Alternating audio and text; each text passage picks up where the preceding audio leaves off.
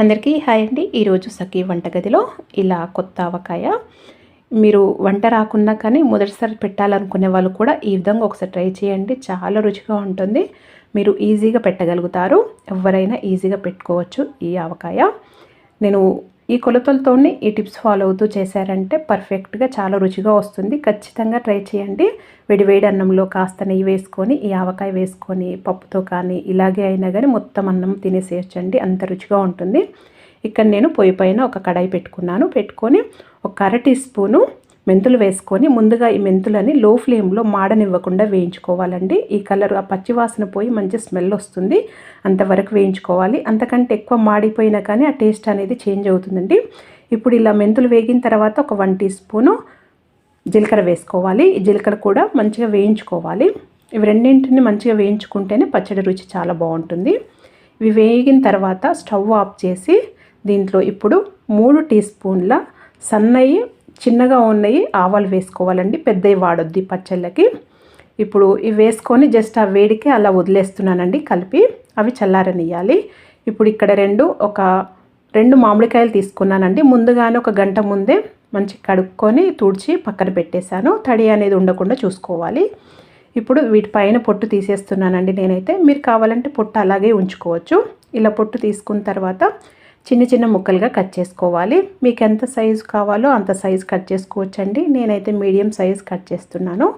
మీరు పెద్దగా అంటే పెద్దగా కట్ చేసుకోవచ్చు, చిన్నగా అంటే చిన్నగా కూడా తరుముకోవచ్చు, లేదా మీ ఇష్టం అండి. నేనైతే ఈ విధంగా ఈ సైజులో కట్ చేశాను. అన్నీ ఇలాగే కట్ చేసుకోవాలి. నేనైతే 2 మామిడికాయలతో చూపిస్తున్నానండి. మీరు కావాలంటే ఎంత మామిడికాయలతోనైనా కానీ చేసుకోవచ్చు. ఈ కొలతలతో చేసుకోండి, అలాగైతే పర్ఫెక్ట్గా వస్తుంది. ఇప్పుడు ఈ టెంకలు అనేటివి పడేయకూడదండి. పప్పులో కానీ లేదా టెంకల చారు ఉంటుంది, అది కూడా చాలా రుచిగా ఉంటుంది. చేయడం కూడా చాలా ఈజీ అండి. అది కూడా చూపిస్తాను కావాలంటే. ఈ టెంకలు పడేయకుండా అలా వేసుకోవచ్చు. ఇప్పుడు ఈ ముక్కలన్నింటినీ మనం దేంట్లో అయితే పచ్చడి కలుపుకుంటామో దాంట్లో వేసుకోవాలి. దాంట్లో వేసుకున్న తర్వాత ఒక 1/2 టీ స్పూను పసుపు వేస్తున్నానండి. అలాగే ఒక 4 టీ స్పూన్ల ఉప్పు వేస్తున్నానండి. ముందుగా ఇప్పుడు నేనేమో 3 టీ స్పూన్లు ఉప్పు వేస్తున్నాను. నేను తర్వాత లాస్ట్లో టేస్ట్ చూసిన తర్వాత 1 టీ స్పూన్ వేసానండి.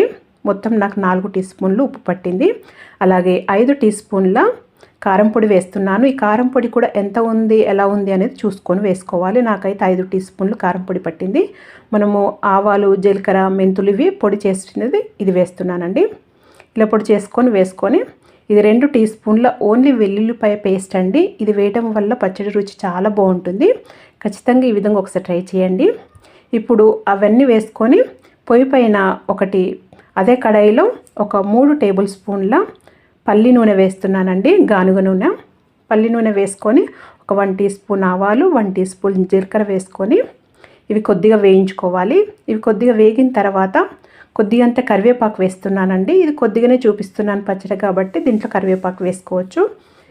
అలాగే ఒక 4-5 ఎండుమిరపకాయలకు ఇలా మధ్యలో కట్ చేసి వేశాను. దీంట్లో కూడా ఒక 1 టీ స్పూను కచ్చపచ్చగా దంచిన వెల్లుల్లిపాయ పేస్ట్ వేసి ఫ్రై చేయండి. ఇలా చేయటం వల్ల పచ్చడి రుచి అనేది చాలా బాగుంటుంది. ఈ మెథడ్లో ఈ విధంగా ఒకసారి ఖచ్చితంగా ట్రై చేయండి. చాలా రుచిగా ఉంటుందండి. ఇది పోంపు మంచిగా వేగిన తర్వాత పోంపుని చల్లార్చాలండి. ఇప్పుడు అది చల్లారేంతవరకు ఈ ముక్కలకి ఇవంతా మసాలాలంతా పట్టించేటట్టు కలుపుకోవాలి. ఇలా కలుపుకున్న తర్వాత నాకు ఇక్కడ కారం పొడి తక్కువ అనిపించిందండి. అందుకనే ఇంకొక టీ స్పూన్ వేసుకొని ఇప్పుడంతా కలుపుకొని ఈ పోంపు చల్లారిపోయిన తర్వాతనే దీంట్లో పచ్చడిలో కలుపుకోవాలండి.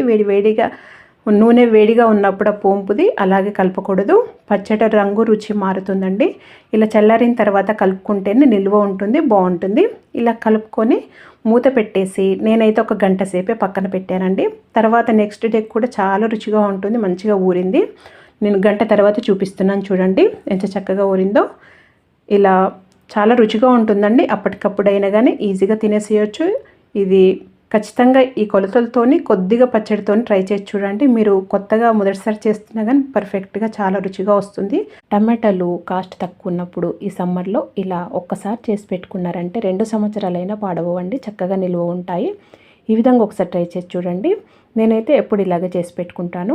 ఇలా చేసి పెట్టుకున్నామంటే చాలా వాటిలోకి వాడుకోవచ్చు. కర్రీస్ చేసుకోవచ్చు, పౌడర్ లాగా చేసుకోవచ్చు, చాలా బాగా అన్నిటిలోకి యూజ్ చేసుకోవచ్చు అండి. ఇక్కడ నేను 3 కిలోల టమాటాలు తీసుకొని ఇలా మంచిగా కడుక్కున్నానండి. కడుక్కున్న తర్వాత మీరు ఎంతైనా క్వాంటిటీ తీసుకోండి. నేనైతే ముందుగా ఒక 3 కిలోలతో చేసి చూపిస్తున్నాను. తర్వాత ఇంకా కొన్ని తీసుకొని చేస్తానండి.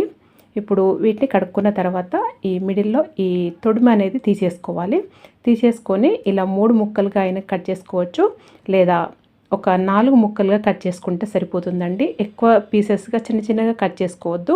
వీటిని ఇలా నేను చూపిస్తున్న విధంగా ఈ మధ్యలో తొడుము అనేది తీసేయండి. తీసేసి జస్ట్ ఇలా 2 ఘాట్లు పెట్టేసి మొత్తం కట్ చేయొద్దండి. కింద టమాటో అనేది కింద మొత్తం కట్ అయిపోవద్దు. జస్ట్ ఇలా కట్ చేస్తే సరిపోతుంది. అన్ని టమాటాలు కూడా ఈ విధంగానే కట్ చేసుకోవాలి. దాంట్లో జ్యూస్ అనేది పోవద్దండి, తీసేయొద్దు. ఆ జ్యూస్ అనేది అట్లే టమాటాలలో ఉంటే నిల్వ ఉన్నా కానీ సేమ్ అదే టేస్ట్తో బాగుంటాయండి. లేకపోతే జ్యూస్ తీసేస్తామంటే మనము ఆ టమాటో టేస్ట్ అనేది రాదన్నట్టు.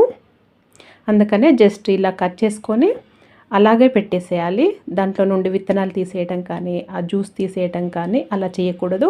జస్ట్ నేను చూపిస్తున్న విధంగా అన్నీ ఇలా కట్ చేసి పెట్టుకోండి. నేనైతే ఇలా ప్లేట్లో పెట్టానండి. మీరు కావాలంటే ఒక కవర్ పైన కానీ లేదా ఏదైనా క్లాత్ పైన కానీ ఆరబెట్టుకోవచ్చు. నేనైతే ఇలా ప్లేట్లో పెట్టానండి. నేను బాల్కనీలో పెడుతున్నాను. మీరు ఎండలో టెర్రస్ పైన కానీ అలా ఎక్కడైనా పెట్టుకోవచ్చు, వాకిట్లో కానీ ఎక్కడైనా పెట్టుకోవచ్చండి. నేనేమో బాల్కనీలో పెడుతున్నాను. ఇలా ప్లేట్లలో 3 ప్లేట్లలో పెట్టాను. ఇలా కట్ చేసి ఒక స్టూల్ వేసి పెద్దది దానిపైన పెట్టానండి. దీనిపైన ఒకటి సన్నది క్లాత్ కప్పాను. ఎందుకంటే దానిపైన మనము తడి ఉంటాయి కదా టమాటోలు, దానిపైన డస్ట్ అలాంటివి పడతాయి, అలాగే ఏవైనా పక్షులు వచ్చి తింటాయేమో అని మెయిన్గా డస్ట్ పడుతుందని అలా సన్నది క్లాత్ వేసి ఆరబెట్టానండి. నాకైతే ఒక 5-6 రోజులు టైం పట్టింది. ఇవి మొత్తం ఎండిపోయేసరికి ఖచ్చితంగా నేనైతే బాల్కనీలోనే ఎలాగో పైన క్లాత్ కప్పాను కాబట్టి అలాగే వదిలేశాను. మళ్ళీ నైట్ ఏం తీయలేదండి. నేనైతే బాల్కనీలోనే కాబట్టి పైన ఒకటి క్లాత్ కప్పు పెట్టాను కాబట్టి అలాగే వదిలేశానండి. ఒకవేళ మీకు అలా వీలు పడదు అనుకుంటే, ఒకవేళ ఇంట్లో తీసి పెట్టిన నైటు మొత్తము క్లోజ్ చేసి పెట్టొద్దండి. గాలి ఆరేటట్టే పెట్టాలి.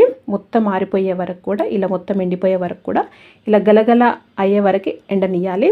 నాకైతే ఒక 6 రోజులు పట్టిందండి. మంచి ఎండకి నైట్ కూడా అలాగే వదిలేసాను కదా, 6 రోజులు పట్టింది. ఈ విధంగా మంచిగా ఎండిన తర్వాతనే, కొద్దిగా కూడా తడి లేకుండా చూసుకోవాలి. మొత్తం ఎండిన తర్వాతనే, కావాలంటే 10 రోజులైనా పెట్టుకోవచ్చు. మొత్తం ఎండిన తర్వాతనే తీసి ఇలా స్టోర్ చేసి పెట్టుకోవాలండి. ఈ విధంగా చేసి పెట్టుకున్నామంటే 2 సంవత్సరాలైనా పాడవండి. మా నాన్నమ్మ గారు అయితే ఇలాగే చేసి పెట్టేవారు. ఇది మామూలుగా టమాటో పౌడర్ కానీ అలా చిప్స్లలోకి పిల్లలకి లేదా పాప్కార్న్లోకి అలా చాలా వాటిలోకి వాడుకోవచ్చు. వీటితో చాలా కర్రీస్ కూడా చేసుకోవచ్చండి. అవి కూడా చూపిస్తాను కావాలంటే. మరి మీరు కూడా ఒకసారి ఈ విధంగా ట్రై చేసి మీకు ఎలా వచ్చిందో నాకు తెలియచేయండి. మీకు కనుక ఈ వీడియో నచ్చినట్టయితే లైక్ చేయండి, షేర్ చేయండి, సబ్స్క్రైబ్ చేసుకోండి. Thank you for watching.